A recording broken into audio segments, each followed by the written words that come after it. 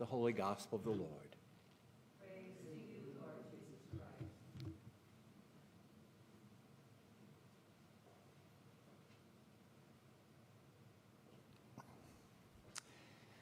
The readings that we have on weekdays are not picked so that they go together, at least not during ordinary time. That will be true tomorrow when we head into Lent, but not through ordinary time. So you have two things happening. We've been reading from Genesis over here, and we've gotten to the story of Noah. And we've been reading through the Gospel of Mark, and we get to this point when they're out on the Sea of Galilee, and Jesus is talking about bread. And so the question is, how do they fit together? The answer is, they don't. So you get two homilies tonight. You know, the first thing about the bread is Jesus said, beware of the leaven, beware of the bread of the Pharisees and of Herod. And what was the bread that they peddled? What was it that they offered to people? What was it that they kept feeding the people? Well, it was about keeping rules. You know, that the only way you can be right with God is to keep the rules exactly the way you're supposed to be. It's walking that very, very, very, very fine line. And God help you if you sway one way or the other. And with Herod, well, it was all about greed. You know, Herod was certainly not one of the more successful rulers of the ancient world. He was just a greedy guy who, you know, the Herod that we're talking about is not Herod the Great, who was called great because he was a great builder, not because he was a great guy. He was a terrible guy. In fact, there's always that story that comes from Caesar Augustus.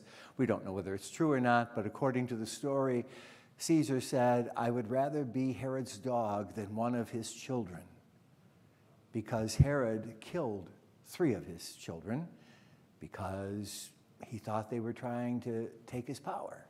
No, he was not a nice guy at all. And his son wasn't all that much better. He stole his brother's wife, you know, got her to divorce him and marry him. And so, really? You know, this is not exactly what you're talking about as a stellar person. And so avoid that kind of living. You know, don't eat what they're peddling. And then Jesus said, I've given you an abundance. Remember when I fed the 5,000? How many loaves were picked up? How many fragments? Well, 12 baskets full. When we fed the 4,000, how many loaves did you pick up? Well, there were 4 baskets full. Don't you get it? Don't you get it? And sadly, in Mark's gospel, Mark always presents the disciples as being a little slow on the uptake. Sorry about that, but they don't come off very well. Again and again, they just don't get what Jesus is trying to tell them. And he's saying, you want to eat what I feed you. That's what you want to grow to become like. You know, we become what we eat. And that's what Jesus is saying is, you know, I've given you an abundance.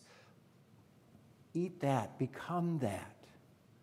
And that's the invitation that Jesus extends. In the first reading, we hear the story of Noah.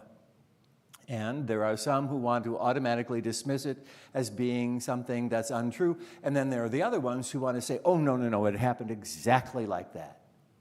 And I'm going to say, no to both of you. You know, I think there's some truth to it. In fact, archaeologists have discovered around the Black Sea that about 40 feet below the present level of the Black Sea, there was a civilization that lived all around the edge of the Black Sea. They find buildings, stonework, all kinds of things 40 feet below. And yet, something happened. And the belief is that where the Bosporus Straits sit, where Constantinople, now called Istanbul, is located, that was a land bridge. It wasn't a straits. There was no water that flowed through. It separated the Mediterranean from the Black Sea. And then something happened, some cataclysm, and all of a sudden that land bridge broke, And in a matter of just hours, the Black Sea rose 40 feet, and all of the civilization that lived around the edge was destroyed. And that's the origin of the story.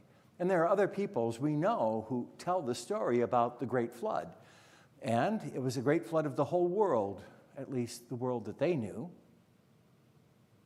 And that there was someone spared in this. When the Jewish people appropriate the story, they use it to talk about sin, about how we live, how we live in the sight of God. And things had gotten so bad that God just said, oh, God, I'm just going to wipe them all out and start over again. This is just not working. This experiment called humanity, not working. And it wasn't. Things kept getting worse. Yesterday we heard about Cain and Abel. Now we hear about the sin. It just keeps getting worse. And even after Noah and his family resettle and the earth begins to repopulate according to the parable of Noah, it doesn't get much better until God actually starts intervening in human affairs. God becomes active, and God will call a man named Abraham and a woman named Sarah, and he'll start over with them. Except now God's going to be involved.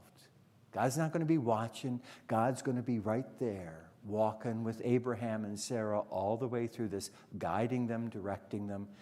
And Abraham and Sarah will become great models of faith.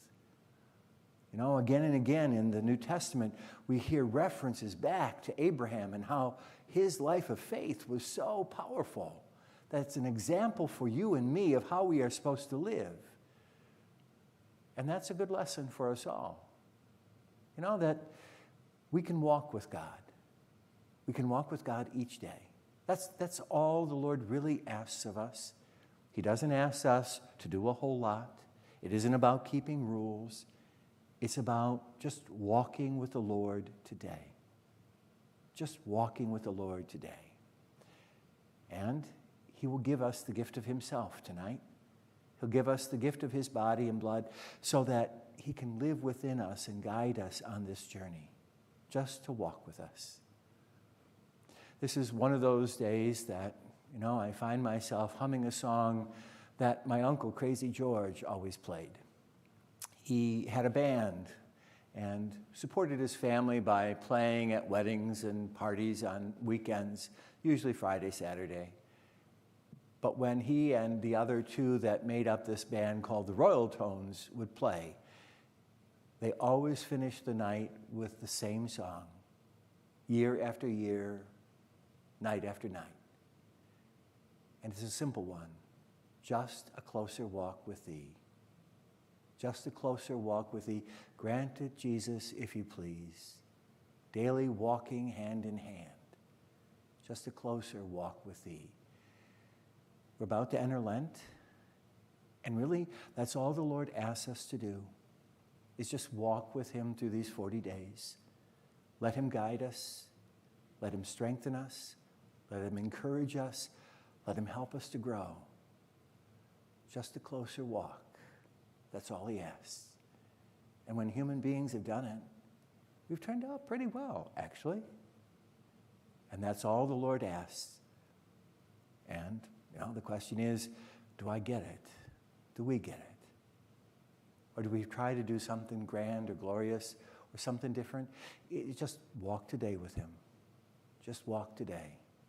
Just a closer walk with thee. Grant it, Jesus, if you please. Daily walking hand in hand.